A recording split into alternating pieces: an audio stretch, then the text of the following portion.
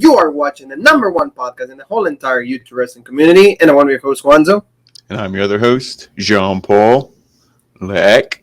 Together we are Raw Break. Welcome to Wednesday. We're not going to say the same thing because it wasn't a good show. You know, like AEW sometimes tries, but when they try, actually end up failing.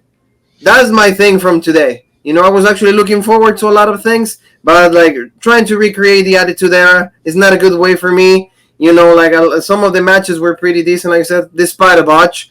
But, you know, a lot of things that like were supposed to be exciting weren't. So, you know, like a pretty disappointing show for me at least, Paul. How do you feel?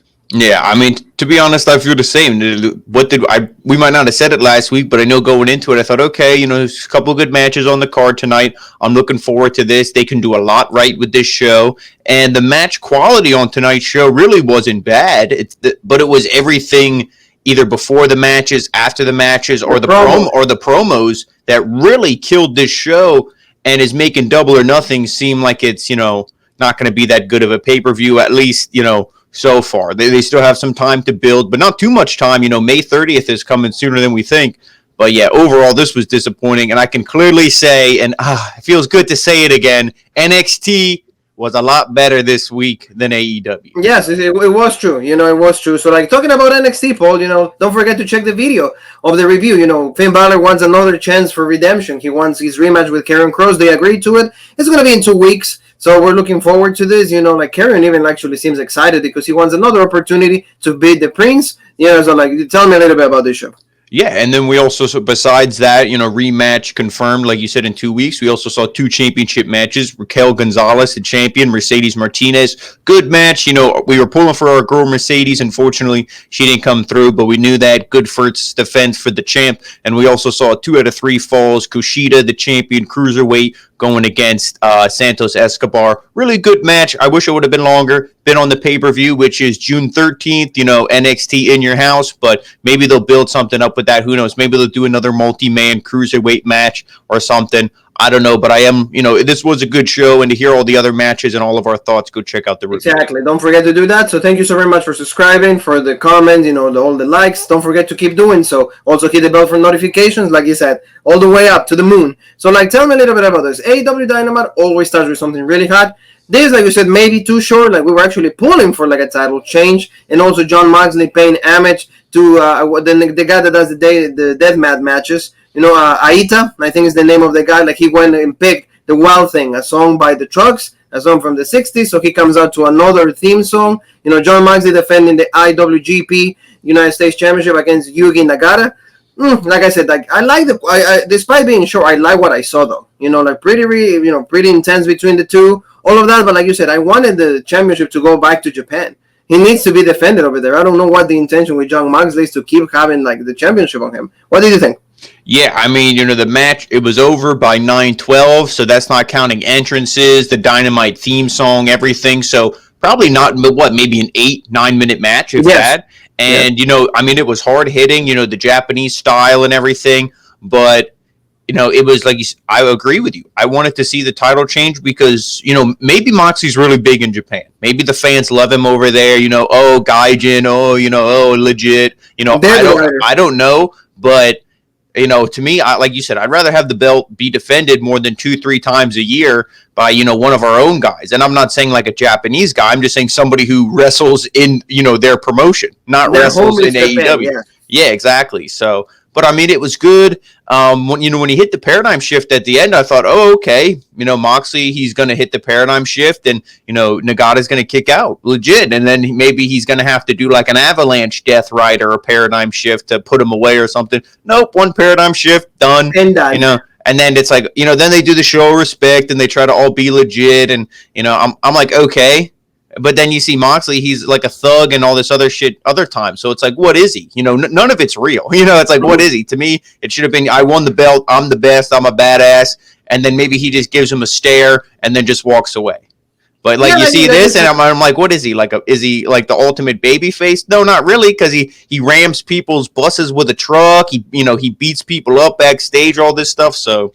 Like you said, he has two different identities, one in New Japan and one in AEW, so he really needs to like either find the true self of him, but like I like the respect, all of that. We got to see Rocky Romero. For the ones that don't know, he's also like a previous like mixed martial arts, and also he's in New Japan, so he was actually supporting one of their own. So I like that, but like you said, in the end, pretty quick match, and we were actually thinking maybe if the rivalry with Omega keeps happening, why not Omega? Maybe does something, and then he helps Nagata to get the title, right?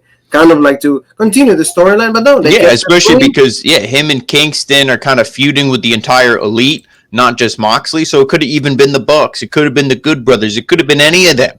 Nakazawa. It don't matter. It could have been anybody coming out and fucking Moxley over. That would have been a good way to get the title on him, and a good way also to get more heat on the elite, for Moxley and Kingston. But, they didn't do that. I mean, I don't really have any major complaints. I wish the title changed. That's a personal thing. But the match itself, hard-hitting Japanese style, it wasn't bad. And like you said, when Moxley wants to, he can give you legit stuff. Maybe it's like it depends on the guy also. Like he needs to respect the guy a little more because he seemed like really well in this match. I really like what Moxley did. So good stuff on that. Maybe title switching a little bit. Like he needs to drop that title and focuses on AEW. Not like and of course, they had to mention Cody Rhodes was I believe the first IWGP United States champion. Of course, they had to mention that. They have to like, of course, brag about themselves. It is normal when it comes to AEW. Talking about like the inner circle, there you go. The guys are like, look, three guys that look at the faces, Paul. So the way Ortiz looks, that's how I looked watching this entire show tonight. Yeah,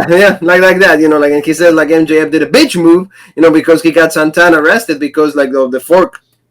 Putting the fork out, stabbing him with a fork and all of that. And they said, well, you tried to kill us, but we're not dead yet. So you see that the feud is going to keep going. Santana, it's still, like you said, in jail and all of that. And you see, like, also Sammy Guevara, like, really intense. At least Hager talked for a little bit. A little bit. It's decent. And they said they wanted a rematch with the Pinnacle. They were calling them out. They're like, we don't care if it's just the three of us, And they pretty much said, Jericho's laid up.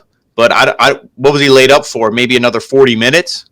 Mm-hmm. You know what I mean? I mean, the promo was okay here, but then to me it was completely wasted and shit to what we saw later on. Well, we're going to see in a little bit, So keep the thought over there. And this was also terrible. You know what? The guys, he's done a lot for the business. Cody Rhodes, it's fine, but like when you bring the personal stuff in, I don't care about it. You're going to be a father. That's great for you. It's absolutely fine. You have a great wife, all of that. You're a good businessman.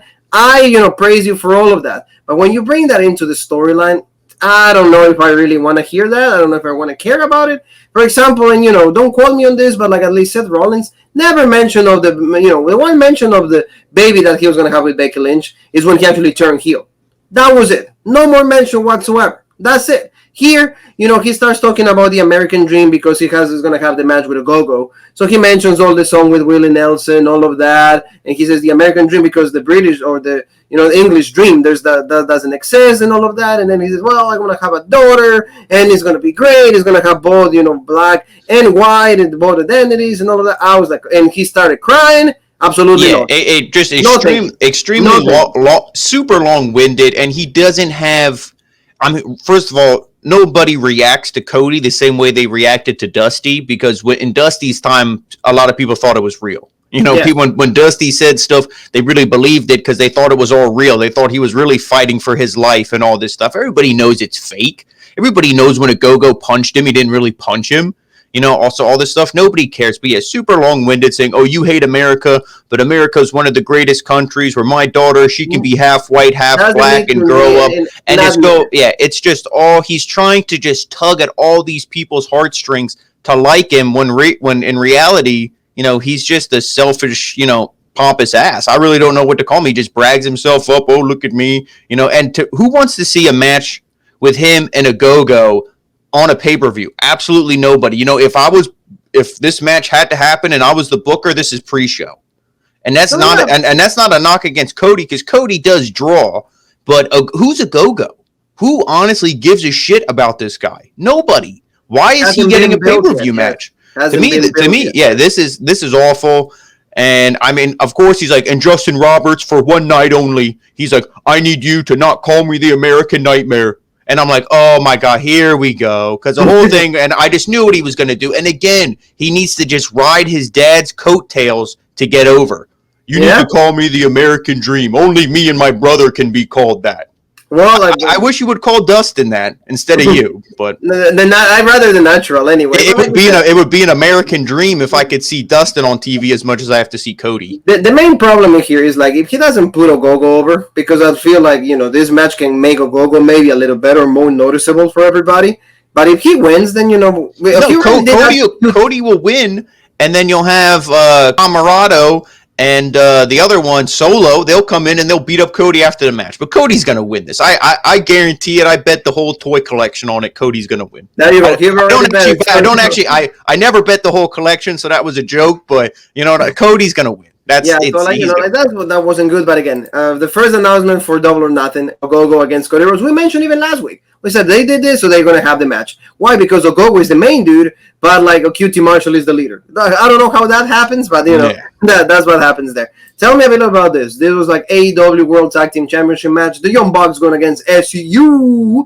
And of course, like you said, they have to add a stipulation on it. And if SCU will lose, they will break it up. They will break up. So, like, this match was actually, like you said, pretty good. They gave us a little bit of color, which I always appreciate. It's not that I'm a sadistic mother, none of that. It's just, I enjoy, like, when a match is needed and you give it to me. Like, it makes sense. And I really like that. I mean, this definitely had the emotion, and it had, like, the story to it. They had the thing in the beginning, we were friends. We known each other for how many years, traveled together, worked in so many different wrestling companies together, all this stuff. So, they had the history. They had a little bit of a story going into it. So, it was good, but there's a pay-per-view coming up real soon. You're telling me this couldn't have been the pay-per-view match instead of, we're going to see the Hoodlums versus the Young Bucks, and I don't really care about either of those two teams. At least this one had a babyface team you actually cared about, an SCU. But, they send Kazarian. He gets hit on the ring post or whatever. He starts bleeding like a pig. Daniels. Yeah, Daniels. I'm sorry. Yeah, he starts bleeding like crazy. And then, and at that point, he was pretty much done. And Kazarian, to me, was the star of this thing. I mean, the Bucks, they can do their athletics, their gymnastics, their flips. They can do all that really well. I'm not going to say, the Bucks are shit. They're just not very good at wrestling. They're good at the flips, the gymnastics, all that. But Kazarian, to me, really stole the show in this. The double Northern Lights suplex, all that stuff. He was legit. Suicide. I believe he was also Curry Man. If we want to go back to TNA, all that stuff. So Kazarian, he was badass. And when he hit the Styles Clash, I popped for that. And I also love because unfortunately we had to have Callis on commentary every week. I'm liking Don Callis less and less. It's because they overexpose him. He's in too many segments, and he's always on commentary. But I love how he said, when Kazarian hit that, he stared right at the Good Brothers to send a message to them. So, AJ Styles, the phenomenal, that's legit. But it was good. And then you saw Daniels came back in, and they did the spot with the super kick. Sean, I'm sorry, I love you. Super kick to Ric Flair. But this time, Daniels kicked out. He did the best moonsault ever. Just kidding. He did the best botch ever. And he's like, no, hold on. I'm bleeding. I'm like 50 years old. He did it in the second try. Yeah, right? He's like, give me a chance. Then he hit it again. But of course, they kicked out and everything. And I mean, this match was really good, and just the constant kickouts from Daniels. They really had you believing. They actually had me for a second. I'm like, maybe they'll give it to SCU, and then they'll do the rematch at the pay-per-view, and the Bucks will win it right back in 2 weeks or something. But that's not what we saw. The Bucks did win here, and it was a good match. Yeah, I gotta say it was a good match, and I credit that to Daniels and Kazarian, because I think the Bucks were like, okay, we'll actually wrestle a little bit because we respect these guys. We won't just do our gymnastics routine. But we couldn't even see Kazarian and Daniels be in the ring, be like, hey man, I love you. The hug, like it's legit. Nothing. We didn't see none of that, because as soon as it was over, you have the Mark Schiavone going, we have something going on backstage, and then it cuts to, like I said, the Hoodlums beating on the door. We're coming for the Bucks, and they completely, John Moxley and Eddie Kingston, they completely destroy the Elite's dressing room, and what that was setting up for. And I'm like, can we at least respect the actual wrestlers that are in the ring that have to now split up as a tag team? Because Tony Khan is like a loser who thinks, ooh, every big match, I need to make the team split up to make it feel real and, oh, such a big consequence, big stipulation. Nobody cares anymore. When you did it with Cody, I can't challenge for the title. Okay, that's one thing legit. Then you do it with like every other big match, and to me, it kills that stipulation. And also, like, I don't know, like, what were you going to do with them? Unless, maybe you can tell that Christopher Daniels is really good. But again, the number of batches is, like, maybe because he was already busted open, it makes a lot of sense. Like, hey, man, you're already in the head of the talent relations. Maybe focus on that, on there. Your time in the sun, it's the time for you to go. But a Kazarian, he has to still go, gas to go for like. Yeah, to me, Kazarian's one of. If you're going just like off workers, Christian Cage outwork everybody like the best workers. Kazarian's got to be in the top 5 of their company. To me, he could be somebody easily you put the TNT title on. Yeah, the only thing he always lagged against personality. He never found that connection with the crowd. Because the connection was always the wrestling that he did. But he never, like, oh, I can say this line. And that's probably why they put him in the gimmicks like he was the first Suicide. He was Curry Man, I believe it was. So, they gave him those gimmicks where he didn't have to really talk. Yes, exactly. But like you said, a pretty good match. Boggs retained. Maybe, it's going to be Kingston and Moxley. Maybe at the pay-per-view. That's the one I'm thinking is going to be for the title. They pretty much said that, which I guess we should just cut to the promo now, even though I don't know if it was the following segment, but then we see the Elite, there it is. There's the picture, they're back there and they're going, the Good Brothers, what's going on in here? They destroyed our locker room. This is where we pray, this is where we worship. And it's like, no, nothing against religion, but it's like, really, like, you got to bring it up. You got to, when it's all tongue in cheek, it's all bullshit. And then the Bucks go, we're good Christian men, but we are going to do something selfish for once in our life and all this other shit. And it's just like, oh my God, you don't care. And of course they try to get heat. And somehow, they said, I forget when they said it is, but they're going to have a title match or something against the Varsity Blondes. And they're like, oh, they're the new number 1 contenders. How are they the new number 1 contenders? Because the Pillman documentary? Yeah, well, like Tony Khan, the biggest mark on the planet. Yeah. And then they even say, oh, you want to be a tag team champion like your daddy, all this stuff. And it's like, that would be legit if they would win. But to me, the only reason why they would do it would be for the documentary. Because no offense to Griff Garrison, but he don't deserve it. Oh, yeah. You need to, have more matches again on Dynamite because nobody, I don't think that, and they also, with Eddie Kingston, John Moxley, they called them out as well. And that's the match we're going to see at the pay-per-view. Yeah, exactly. That's the match, and don't be surprised if they win it. Yeah, they probably would. So, let's go to, Christian Cage. He was cutting a promo. He says that, he wanted, to fight a member of Team Taz. Next week he has a contract. Nope, and then he just switches up. He's like, well, outside of that, I'm going to be part of the Casino Battle Royale Double or Nothing. And, whoever wins is going to get a championship opportunity whenever they want. And then I'm going to win it. So, he's talking about all of that. Seidel interrupts, like you said. It's like, cutting a promo. Seidel interrupts. Hey, man, you're not going to win anything because I'm going to win it. And he's like, oh, yeah, you had a great showdown last year. And remembering the botch that he had and all of that. So, they go at it a little bit, and that also, tells you that next week on Dynamite, we're going to see Christian Cage with Mike Seidel. I think it's going to be a great match. Don't get me wrong. It'll be good until Team Taz interferes at the end. Yes. Because, I love the line when Christian Cage says, Taz, you're just mad at me because you talk all this big game, but at least I can go in the ring and wrestle. You can't do that anymore. You're jealous. You used to be bad. Now you're just, fat and old and you can't wrestle anymore. So that's why you get all these guys to do your dirty work. So I like that with Christian Cage. Maybe they're trying to goat Taz back in the ring, but I don't want to see that. I can't imagine he can do anything. He's like, he don't even have a neck. He's like this. So, I don't know. But, the match, like we said, will be good between him and Seidel. And I would love to see those two guys be the last two in the Casino Battle Royal. But, it's going to be an interference from Team Taz. When have we seen a match go clean on this show? Yes, exactly. Never. The one thing also, Ricky Starks is out, though. He's injured. He's going to be out for a few months. He doesn't need surgery, but he has a small tear in his neck. He has an injury, so he's going to be out a few months. He's been doing DDP yoga, so he's been feeling better. He put on Twitter, hey, I'm good. Everybody's been concerned, but I'm going to be out for a few months because of there's a really dangerous spot that he took last time he had a match on Dynamite. I think he went against Hangman Page. I think it was that match. I'm sorry for Starks, that's what happens. I mean, I think there was, I forget what the move was, but I'm pretty sure Starks, they did something and he flipped and it looked like he landed right on his head and he popped right back up. It was probably that, because everybody was like, oh my God, like, you can't believe he popped right back up from that. But so exactly. That's what we got. Let's go to the number one contender for the AEW World Heavyweight Championship. And, Cassidy against Pac. This match was actually pretty decent. Pac dominated pretty much the whole entire match for me. He looked really, really good. And all of that, Cassidy just trying to come back. The big comeback. What did you think about it? But in the end, it ends up being a no disqualification count out. Double count out because Omega interferes. What did you think about this whole thing? Yeah, and before we mention the ending here, when Pac, he crushed the glasses, everything, pretty much saying, I'm not going to deal with your bullshit. And, these guys wrestled before, and the match was actually pretty good once it got going. So I thought, okay, skip the bullshit, skip the hand in the pockets, just be serious and just go. And they didn't do that. And when Cassidy does his shit, like he was laying on the apron, giving him the thumbs up, to me, that makes Cassidy look like an idiot, and it buries Pac.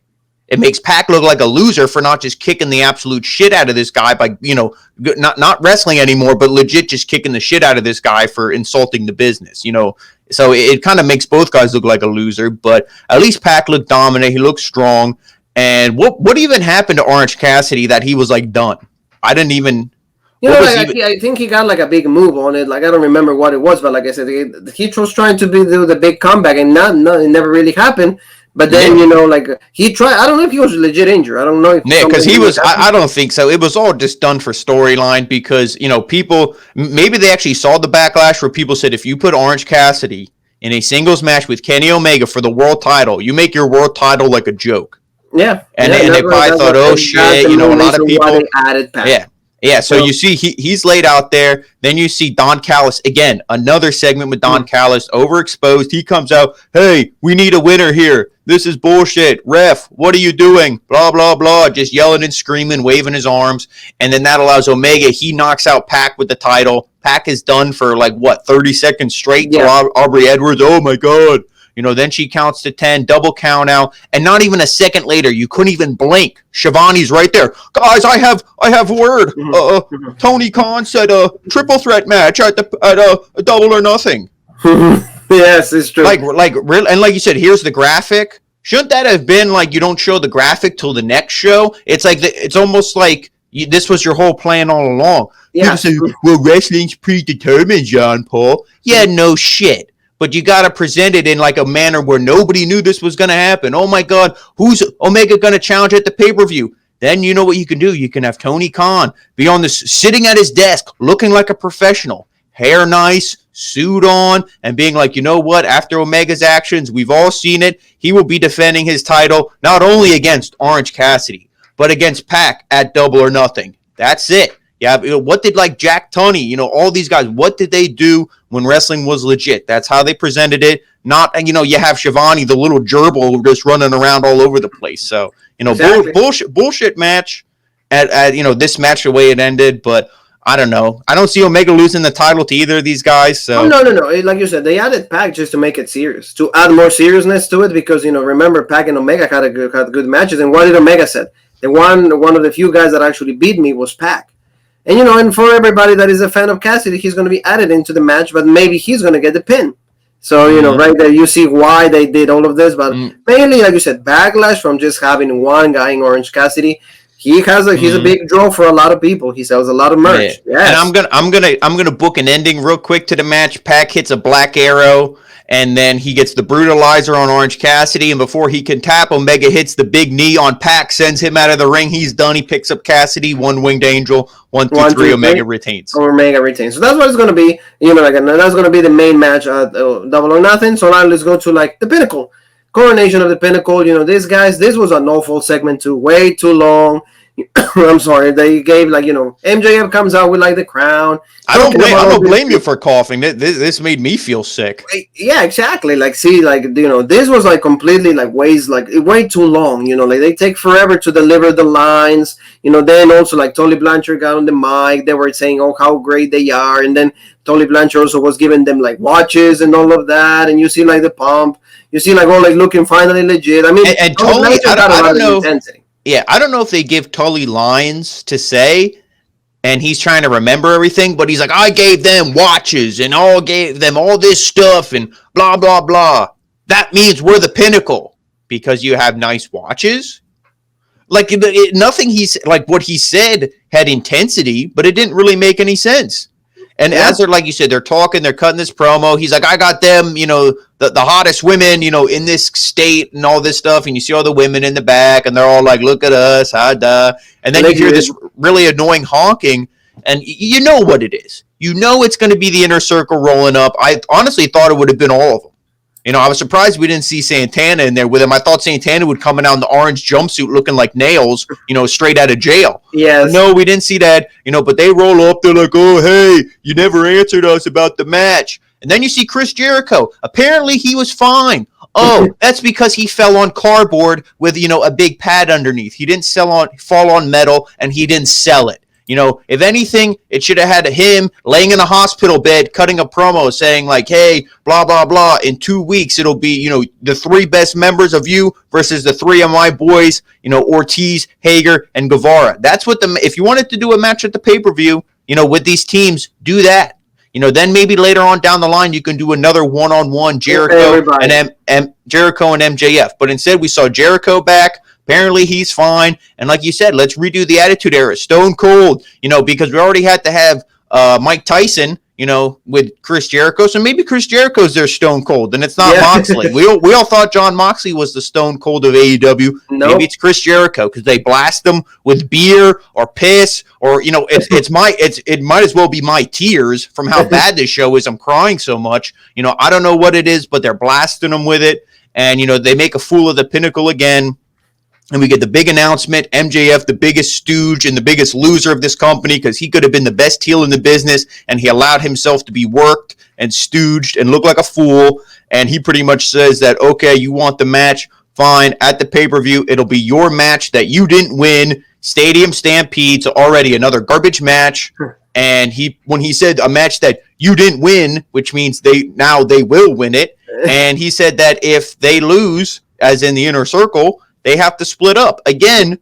Pretty much, making going it back clear. To the ICU, right? So it's another stipulation like that, and it's also making it clear that the Inner Circle is not going to lose. So I don't need to watch this match. It's gonna, like when they add so many things to it. I mean, they have the match. I mean, for a lot of people, it was great. A lot of people hated it too. I mean, I understand why. And you try to have like your own identity. Add like your own personal things. For example, WWE has like there's type of matches. We have our own type of matches, but like you said, you already put that in the line. You said it. Oh, last year you lost it. So that means next year you win it. So when you already throw those things in my head, it's like, predictable. And anytime the Pinnacle gets any kind of momentum, they get knocked right back down. Yes. They won Blood and Guts. They should have been able to ride that high for a couple weeks. Instead, they get blasted right back down. Yes, and and especially when you recreate this. We've seen it, even though all WWE did it with a milk truck, with Kurt Angle. So, like, when you see this, everybody's just like, I mean, if you ever watch wrestling, you're going to be, oh, yeah, Stone Cold. So why do you do that? Like I said, because Tony Khan is a mark. He's a mark with a bunch of money. And I don't know why you were Chris Jericho and you're like, dude, like, this has been done before. Can we do something else? No. Hey, we've done this. Can you do something different? Tony Khan writes another 0 at the end of his check. Oh, okay, legit. Let's do it. Yep. So, you talk about, like, best heels in the business. At least this one remains a really nice heel. She's the best out of, like, everything on AEW because at least her booking and the push that she's been given is absolutely great. Right. And, she went from being, like, lost in translation, a little shy, a little bit, like, she needed to break up from the shell. And she also has one of the best to learn from in Adam Cole. Adam Cole, we gotta like support Baby here because thanks to the guy, thanks to her boyfriend, she's doing absolutely amazing. The promo that she cut, remember she said, "Oh, Sheeta busted you open," and all of that, and it's like, well, after that, I became a biggest bitch. I'm legit, right? Yeah, she said, I'm the baddest bitch on the block, and she's like, I don't call myself that. She's like, you're the one who said that, right, JR? And he's like, yeah, you're right. And she pretty much said that she's the face of this division. She is the division. Yeah, maybe Sheeta carried it, when the division was all beat up and everybody was hurt, and carried it through the pandemic era and everything. But hey, that's going to come to an end. She's finally getting her match at the pay-per-view, and I think she's going to win it. She needs to win it. has to win it. She And needs you know, to. She has and we're to. going to see this. And of course, you know, as soon as this was over, it wasn't saying, "Oh, I'm so looking forward to this match." Oh, the doctor, you know, she's so legit. But she's been our champion for a year, our fighting champion. No, of course, as soon as this goes back to commentary, oh, she never mentioned Thunder Rosa. She must be scared of Thunder Rosa. Again, anytime somebody gets momentum, the commentary team or the booking has to just, you know, bury them any way they see possible. Yeah, okay, we know that. But Thunder Rosa's in the past. You can revisit that match later on. Why can't you just be like, oh, Baker's legit? You don't have to, because, you know, like you said, like you mentioned Thunder Rosa. There you go. We're going to talk about Thunder Rosa. You know, you said it's just, I don't know why they have to like bury their own talent. I don't know. I don't understand why they throw those lines. I mean, it would be a lot better if you enhance the talent, but, you know, that's what we got. But at least Britt Baker, DMD, like we said, like she's doing absolutely fine. And I'm really looking forward for that match. That to me is my double or nothing. Sheet against Britt Baker. I want to see that, especially because Britt Baker finally is going to get the championship. Like you said, Shira has been doing really great, but, you know, like now is her time. It's his time to drop the championship. And, you know, like you said, after that, they're going to revisit to this. Thunder Rosa, she got a match with Jasmine Allure. Pretty quick, you know, 5 seconds, the girl did the finisher, done. You know, just to showcase Thunder Rosa, just to remind us that she's still in contract with AEW, despite her commitments with NWA. So good stuff. Like I said, this girl, and they said Baker, the biggest feud is going to be in a few months. Exactly, and they said she wants, you know, the NWA Women's title. And speaking in that day, they said Serena Deeb is coming back. You know, I believe, was it next week? Yeah, she's going to not be defending it against the number 1 ranked contender or the number 2 or 3 or 4. No, we go all the way down to the number 5, Red Velvet. Does it make any sense? No, not really. But at least Serena Deeb will win it. Legit. And they said Thunder Rosa wants to have both belts, and I really do see that happening. I see her being the NWA and the AEW Women's Champ. So, I mean, that would be legit, even if you did a triple threat, both belts on the line, and then, you know, Thunder Rosa can go. Yeah, exactly. You know, kind of like WrestleMania, what was it, 35? 35. Yeah, so something like that. But, you know, that'll be good. So I am looking forward to, you know, just kind of everything. If they really push the right women in this, you know, for the main event, I'm looking forward to it. But,